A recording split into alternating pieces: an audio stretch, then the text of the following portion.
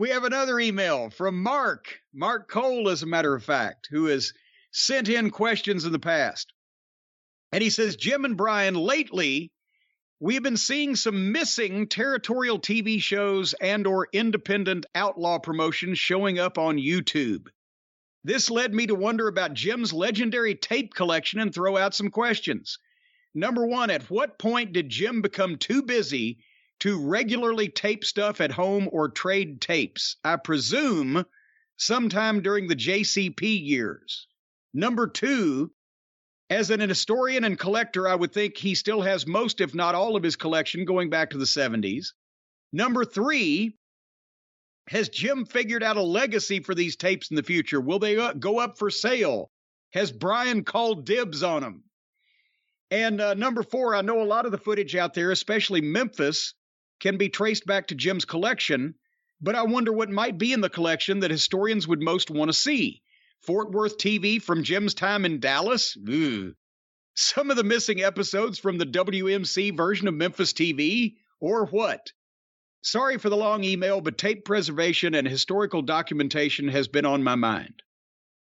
Well, in order, actually easily, yes, I still have all of my collection. All the videotapes that I ever taped, I still have. At what point I became too busy, have we ever said I've got all the Crockett tapes, but have we ever actually gone into the nuts and bolts of how I recorded everything?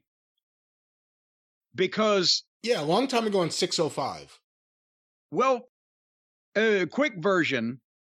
When I lived in Charlotte, worked for Crockett, in my audio-video setup, I had at any one time between 4 and 6 different VCRs all hooked up and all running and all operational, because at that point, there were so many shows that just Crockett broadcast that you needed multiple VCRs. When I was on the road, right, I actually had a written schedule sitting on top of the entertainment complex of exactly how I was supposed to program the VCRs for that weekend. And before I left home for whatever trip I was going on, I would program the various VCRs for every program that was available to me, which were all Crockett shows. So I got the Saturday night TBS, Sunday night TBS, later on when it came on Friday night TBS, both hours of Crockett syndication because they were on the air locally in Charlotte. And Charlotte had a third TV that only a couple of markets had, which was a 30-minute show, which I think was just basically a house show match or two that Tony Schiavone hosted. And I would record those. And then I obviously, Weasel Dooley was still my Memphis man. I got the complete Memphis TVs, plus the complete Mid-South TVs, plus the complete world-class TVs. And then he would excerpt stuff from because the AWA and WWF syndicated TVs at that point in time were, as we mentioned, about as exciting as watching paint dry.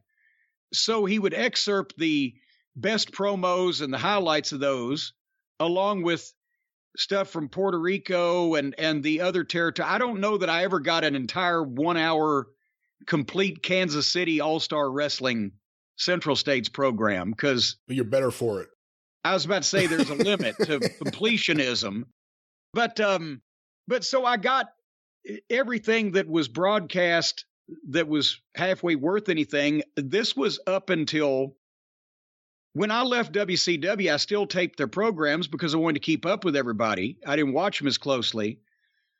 But really, when I got heavily involved in Smoky Mountain, the territories had gone away. There was really nothing else for Weasel to fucking record for me anymore except Memphis TV. And that was, iffy at that point. I'm talking about the quality of it and the talent, whoever's in the territory, sometimes is good and sometimes there weren't many other TV shows. So, and that's the Smoky Mountain years, just because the territories went away and everything was all on national cable except what I was doing in Memphis. And that's when, there was nothing else to tape and send. As far as a legacy for the tapes of the future, can I ask you? Go ahead. Ask me something. Of everything you just named, what percentage is VHS versus beta? Maybe 60-40, because actually for a while there in the mid 80s, it was more heavily beta than VHS.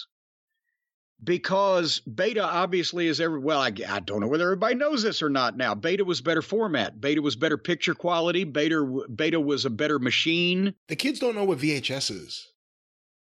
Well, shit. It's been gone a long time if you think about it. They don't know what beta is either then. Basically, there were two half-inch home videotape formats. Half-inch tape because that was the thickness of the tape. Broadcast quality tape at that time was 3/4 inch and 1 inch. But there were two formats of half-inch home video recorder tape, VHS and beta, because the Sony Corporation invented beta, I believe, slightly before RCA Victor came out with VHS. Right? Well, I don't say invented, but they came out with the first beta machines before RCA came out with the first VHS machines, right? I believe so, yes. And beta was the dominant format in Japan.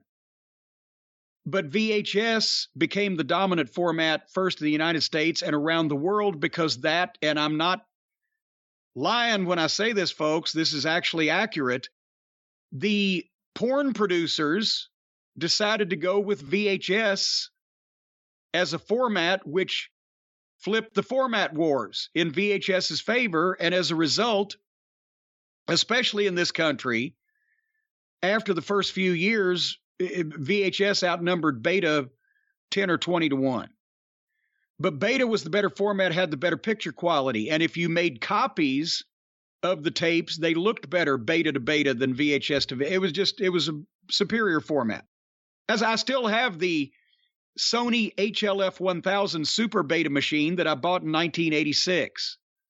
And it's the best video deck I ever had. And it had a built-in character generator. It's got insert editing and flying erase heads and a jog shuttle wheel with a frame counter or a time counter that counts hours, minutes, seconds, and frames. That's what I would do music videos on for the boys and whatever.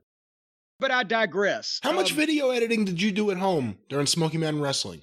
Well, during Smoky Mountain, none, because I had access to the production company. And I did the music videos, most of them I edited them that you saw on Smoky Mountain Television, but they would I'd take a bunch of 3/4 inch, U-matic backup tapes of the shows and sit at the editor overnight myself at at Tennessee Production Center and work on one of those from 11 o'clock at night till 6 o'clock the next morning because they didn't give a shit. So that's the only time I had. But I edited some Midnight Express videos and Flair videos and Midnight versus the Fantastics and stuff, and gave them to the Fantastics, gave them to Flair, and gave them to the Midnight, etc., just for fun when I had a lot more energy and would have a day or two off. But anyway, so the point is, when I would get tapes from Japan, because I've got all of Baba and Inoki's television programs from 1981 through the early 90s, those were on beta because people in Japan were recording them on beta because that was still the dominant format. So, it just depends on what's what, but in my collection now, probably it would be 60% VHS, 40% beta, just because of the amount of beta machines that I had, because it was a better format. Where they're going to go, you're the youngest friend that I have. You know that? You might end up with everything eventually. Well, thank you. I feel like an old man, so it's nice to hear that. Well, I didn't say you were young. I said you're the youngest friend I've got. Well, thanks, I think. And see, already we're drawing from a fucking small pool. But Hotchkiss and I and the Featherbottoms, one of the projects that we've talked about is transferring video. And unfortunately, I'm going to have to hire assistants for the feather bottoms now with all the other shit we've got going on with the website and the other projects and etc. But I mean, I don't know honestly if all this stuff will ever be transferred, because then again, my retirement, I've got a lot of projects to work on, but I think I've figured out one time there may be 6,000 hours of wrestling in the vault on all actually probably more than that at this point, because that was a while back. And you still got to add DVDs and stuff into the mix of all the hours of wrestling I've got. So I've thought about trying to transfer, the highlights, the good stuff. Because, you have a 1-hour TV show from somewhere that may have one great match. But then at the same point, I'm probably the last repository of some of these smaller territory stuff from certain parts of the early 80s when not everybody had a VCR and all these people are getting older and people have abandoned their tapes and storage units, because a lot of my tape trading friends had all the same shit back in the 80s, so I just assume everybody's got it. It may not have lasted as well as mine has. Yeah, and a lot of what you may have seen as, a throwaway territory or one good thing is now historically important because it may be the only evidence we have of the commentator, of the way the show was formatted, of various different things. There's so much lost, there's so much found. Well, and also he mentioned Fort Worth TV, and I did record when I was in Dallas all the 2-hour Fort Worth shows on Saturday nights, and those, you don't ever see anything on YouTube or clips or people excerpting from those shows, because we've talked about Channel 11, KTVT, was on satellite and was a superstation in the Southwest, but not all across the country. And I don't know how many people were taping that program, especially since in a lot of cases, I mean, yes, you saw the Freebirds versus the Von Erichs, and you saw Flair versus Kerry, but you also saw 2 out of 3 falls, Brian Adias versus fucking Chris Adams in a building with nobody in it. So it was hit and miss. With the 30 minutes of Memphis TV that didn't make the rest of the loop, Louisville, Evansville, Lexington, etc., that stuff was gone forever, except that they didn't even keep it never went on tape in the TV studio. If you taped it at home on VHS, then it lived. But if the actual TV station never taped, when you looked at the format, you could tell whether you were on the tape or in the dark, because it said Jim versus Brian, match 1, 9 minutes, tape. Promo Brian, 3 minutes, dark. Dark was only for Memphis. And that was live, and once it was sent out, you never saw it again. I've got a bunch of that stuff because Randy Hales would tape some and send it to me, and I'd trade shit with him. Or Danny Davis at one point lived in, at one point he's from Jackson, Tennessee. He still lived there. At one point in time, he was wrestling in the territory, and he would record the Jackson shows, which were an hour of matches from the Mid-South Coliseum that they only showed in Jackson and Tupelo because there was overlap with the Memphis TV. So that was a secondary show. They never kept those, but those were arena matches. I've got more of those probably than anybody, as well as... The thing is with you, I think that you're one of the few people who kept everything before VHS tapes or beta tapes were inexpensive. That's what separates you from a lot of other people. A lot of other people had stuff, made compilations, got rid of tapes, taped over stuff, only kept the things that they wanted. You kept everything, and that's valuable. Even if it's stuff you think is crap, it's now historical.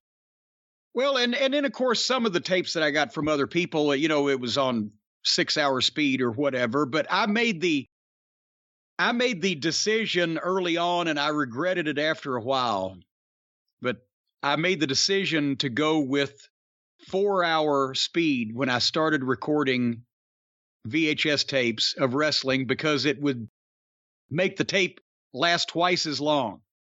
Because that was the speed. It was 2 and 4 hours. There was no 6-hour speed in 1979. When I got my first VCR, the blank VHS tapes a 2-hour tape was $25 plus tax. And you had to go to the mall to the Sylvania store and get them. So I said, well, I'm not going to tape 2 hours for $25. I'll tape it at 4 hours.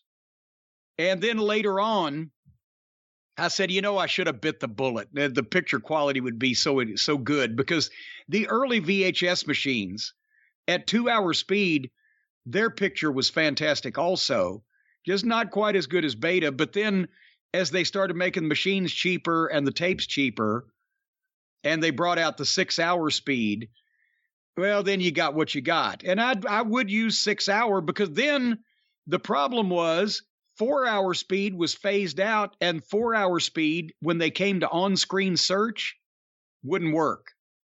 So then you had 2 or 6 hour. But nevertheless, I was all about 2 hour in the 90s when I was taping stuff. Everything I have, like ECW off TV and all the Monday Night War stuff, was all SP. Get in 2 hours, best quality. Don't mess around. And now I find my ECW stuff looks better than theirs. Well, that's when those tapes were like fucking $5 a piece. When I moved to Charlotte, I discovered in one of the audio-visual magazines that were on the stands at the time with the new VCR models and all that stuff, the ads for the places in New York where you could buy a case of tapes. And if you bought a case, which was, I think, 12 at a time, you could get them for 10 or 12 bucks a piece. And that, oh my God. So I had cases of tapes being delivered to the house all the time. But anyway, that's some of the stuff that I've got is, and I've got local cable access stuff too. I have shit people shot on camcorders. And over the past number of years, people have sent me, film transfers and things that they had found. So do you have ICW stuff with PAFO? Yes. Not as much early stuff as I would like, because that's one thing that I did give Christine Jarrett a few of the early ICW shows on tape when they were doing the challenges because they were preparing for a lawsuit and they wanted evidence. Wow. That was before I got 2 machines and I could duplicate back and forth, right? But then that's why I got the second machine, so I could duplicate shit. I was going to say, was that the reason, or was there a specific match or reason you got a second machine? No, the second machine was to start making copies, because then I found other people that, were recording shit like I was. I thought I would be the only person in the world that would buy a VCR for $1,000 45 years ago to tape wrestling. But when I found out there were other people, then I need to be able to make copies so that I can send them so they can send me shit. So that's when, and then my original Magnavox piano key VHS machine went to Weasel Dooley to become his second VCR to make copies of tapes for me.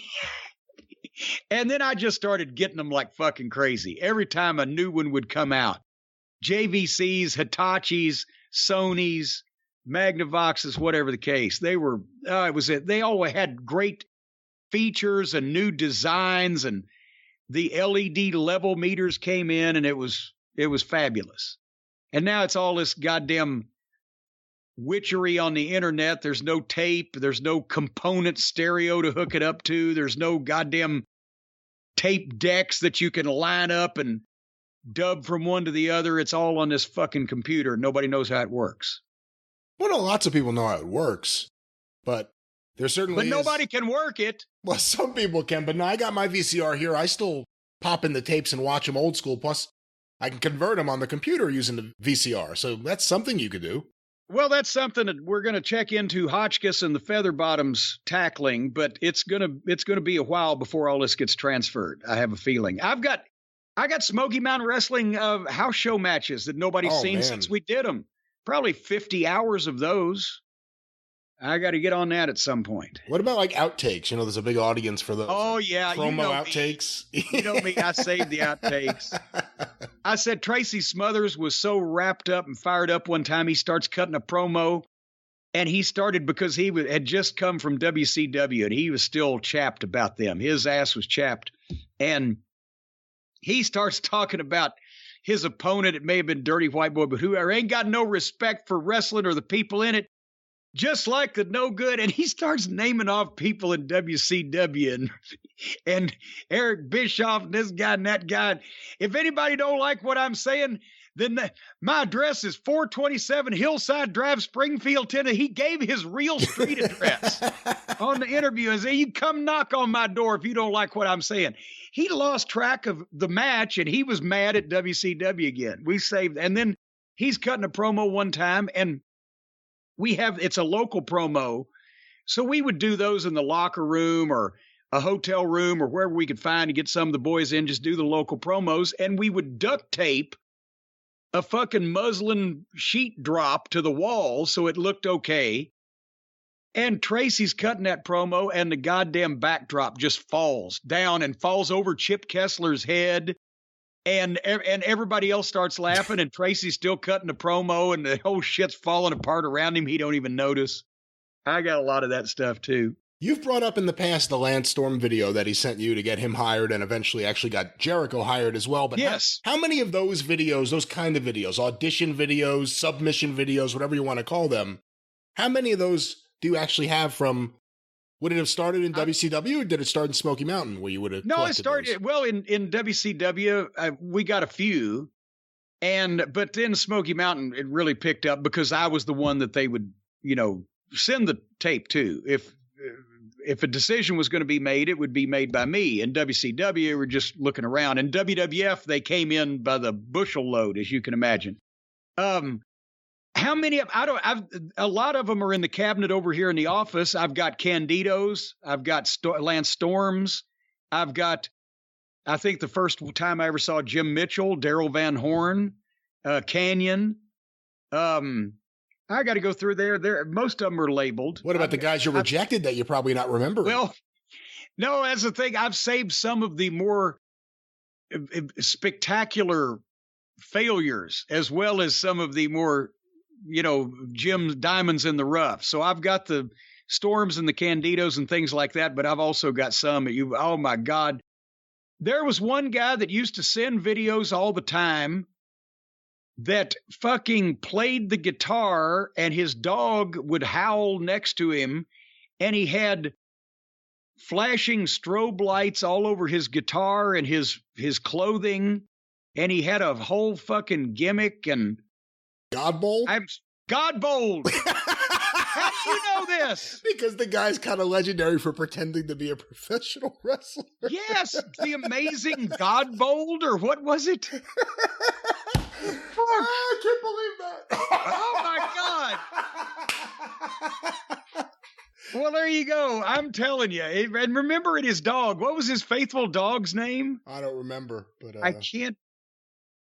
But I've got a file of paperwork that have been pictures that I've been sent going back years from wannabe bookers, wannabe wrestlers, the videotapes, whole 9 yards. Anyway, but yes, so Mark's questions. There's a lot of stuff in here that probably now, as I think about it, probably doesn't exist anywhere else. These libraries were not sold to the WWF, nor were they ever even kept and sold to anybody. Some of them couldn't be sold to the WWF or WWE because it's actually public domain. They could sell master tapes, but they can't actually sell any of the intellectual property or rights to anything that's on the show. Right. And what we've talked about in the past, I mean, it was the Wild West. A lot of wrestling shows, almost all the wrestling shows were meant to be broadcast once and never seen again. There was never a rerun. They didn't keep most of the tapes. The promoters with foresight, like Eddie Graham or Fritz had the big library, or Vern or whatever, still the copyrights on a lot of this stuff is in conflict. Either they didn't register things, didn't do things the proper way, or think about how it's another thing that's not even brought up a lot in discussion of this. There were a lot of different owners of these territory wrestling promotions at any given point. Somebody might have points here and points there, and a piece of this, a piece of that. And they opened up companies and closed down companies. And so I don't even know if they could keep track of if the documentation was not done properly, then couldn't a person who owned part of a promotion, say 1974, say, well, all those shows from 1974 are 20% mine? Well, where's the paperwork? Oh, we don't have no paperwork, but I own the company or part of it. Who knows, right? No, and that's the truth. With a lot of that stuff, I mean, I'll give you an example. Ron Fuller's out there hawking Southeastern and Continental stuff. He doesn't own any of that shit. He sold that company several times. And the tapes are public domain, if anything. So, I mean, there's a great example. With Memphis, there's very little that the people who actually own the promotion could do. It's out there now. It's public domain. They don't even have it. Well, and then even if there was, we've talked about this before. I apologize if they've heard the story, but with Memphis, everybody every once in a while will ask the question, well, what about the Memphis library? They didn't keep a lot of the stuff. They'd keep like 6 weeks of tapes, and then they'd start reusing them. That's another thing I used to do. I used to go over to Jerry Jarrett's house, the office he had in his house that Randy West did all the video work. And while Randy was doing whatever, he'd let me hook my VCR up to one of his 3/4 machines. That's how I got a first-generation copy of the Empty Coliseum match with Lawler and Funk, first-generation copy of the Tupelo concession stand brawl with Lawler and Dundee and Ferris and Latham. And even at that point, some of their 3/4-inch tapes were starting to glitch and shiver. And there's an angle they did in Louisville where the heel stripped Jerry Jarrett's clothes off, left him in his underwear in the middle of the ring, and it caused such heat that people started hitting the ring, and one of the cops got in the ring to throw one of the fans out, which they did, cartwheeled him over the top rope. Greatest bump I've ever seen, and it was by a fucking mark. And there wasn't nobody to catch him on the other side either. But Jerry Jarrett runs into the ring for this angle, and he's in street clothes, and one of the cops turns around and sees another guy in street clothes sliding in the ring and grabs his fucking gun and is about to pull and draw on Jerry Jarrett, and he sees that it's Jarrett when he looks up, and he goes to throw somebody else out. That tape was falling apart. When you put the time-based corrector on, it looked like a series of still frames. But I transferred as much stuff as I could get off of their shelves at the time, because I knew that unless it was something that either Lawler or Jarrett or Dundee got a real tickle out of and wanted to keep just for posterity, all that stuff was going to be erased and taped over. So the point is, with the Memphis stuff, when Jerry Jarrett sold his part of the company to Lawler so that Lawler and Larry Burton could turn around and milk the people from Cleveland, Jarrett signed away his rights. He even commented, he said, I guess I wasn't as smart a businessman as I thought I was, or I would have kept a lot of the videos. And then Lawler and Larry Burton sold to the people in Cleveland that then folded the company and went out of business, that now may not even be alive anymore because it's been 25 years. And so the fans, myself and some other of the dedicated Memphis wrestling fans, actually collected more of the Memphis wrestling video than the Memphis wrestling office ever kept. And then several years ago, Lawler was trying to find copies and get it all put together because he thought that he might be able to work out a deal for the network, but there's no paper trail. There's no documents that says that anybody has the right to air or sell or reproduce or profit from any of this stuff in any way. Even the people that paid for it that are on the show, that paid to have it produced, ran the company, and fucking are the stars of the program. But nobody's got paperwork on anything because it was the wrestling business. So there you go. Did that answer Mark's question? Part of it. I mean, we can keep going all day, and we can't, unfortunately, but we'll probably return to this topic. But to the overall thing, yeah, there are things that keep popping up, and I think it'll keep happening. I was talking to Brian Solomon recently. He has reason to believe, or at least is of the belief, that Fred Blassie had either film or something of the match with Tolis at the Coliseum. Oh, my God. Now, WWE, I think, has a lot of, if not most of, if not everything from the Fred Blassie collection. So who knows if that's buried in there. But again, when you hear that, that's always my belief. It's either a wrestler or a family of a wrestler or someone who worked at the TV station, a janitor. or some dedicated fan who was into equipment. You never know what's going to turn up, but there's still a lot of stuff out there. Well, Terry Funk told me years and years ago, in the 90s, if not even maybe late 80s, that there was one of those old 2-inch reels, video reels of Dory Funk Sr. and Cyclone Negro in that Texas death match. And I said, Terry, where? Oh, Corny, I think it was in somebody's garage. And I'm, oh my God. And I obviously, after all this time, if it was there, it would be in public by now, one would think. But at one point that existed. Jerry Jarrett had a 2-inch reel of the scaffold match between him and Don Green, the first scaffold match. And that, Teeny used to talk about it years and years ago, but obviously there was, wait a minute. There was no way to watch it because it was, one of the old reels and nobody had those machines, even the TV stations anymore. But then it surfaced in the Ron Martinez stuff when Nick Goulas's old 70s Tennessee tapes somehow ended up in the hands of Pedro Martinez and then his son Ron with the film and tape company. And that's where I was able to get the transfer because they hadn't transferred those films at that point. But somehow, and I never got the story because Ron didn't know exactly who, but somehow when Nick cleaned office and threw out all that film, somebody got it and it ended up in the hands of Martinez. I was going to say the scaffold match footage, I didn't realize it came from 2-inch tape. I thought it was a filmed match. Well, it was filmed. See, here's the thing.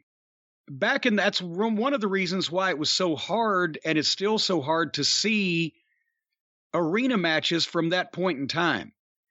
Because what they did before video equipment was portable or easily portable and easily affordable, they shot the arena matches on 16 millimeter film. And that's the Mid-Atlantic Classics that I saved. That was all 16 millimeter film. All of the old early and mid 70s stuff that from Tennessee was on 16 millimeter film. And then They would have to go and develop it real quick, but they couldn't show the film on TV. They had to convert the film to tape to put it on. You see where I'm going with this? To show it on television. So yeah, no, I just didn't realize that's what the transfers were that Ron Martinez made. Well, he had the original film because it came from the office. He had the film, not just the tape. That's he had the film. Wow. Okay. And he had film and not tape because when I first contacted him, he was selling copies of the old Southwest TV shows and the other stuff that his dad had got in the old days, right? Yeah, the Joe Blanchard going out of business sale. Yeah. Yeah, but I didn't want really any of that stuff. But he sent me a list. He said the Tennessee wrestling films is what he called them. And here I see Jackie Fargo versus Al Green and this and now. I'm like, what the fuck? I'll take all of those. Well, I haven't transferred those. Nobody else is interested. They're all on film. I haven't even seen them myself. Well, fuck. So it cost I was the one who paid for him to transfer them and put them on beta. Super Beta the Super Beta fucking slow speed. So it'd be the best picture quality. But he hadn't even seen them because he had the original films and nobody had given a shit at that point to ask about it. So, and I got almost everything and not quite everything because I was doing it a bit at a time because it took him a while to transfer those films anyway.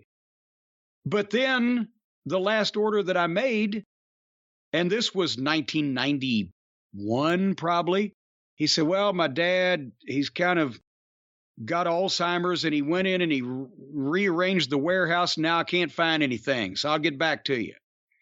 And then I started Smoky Mountain Wrestling, lost track of him. He lost track of me. He's been dead for years. And, but yeah, that's how that stuff came to light.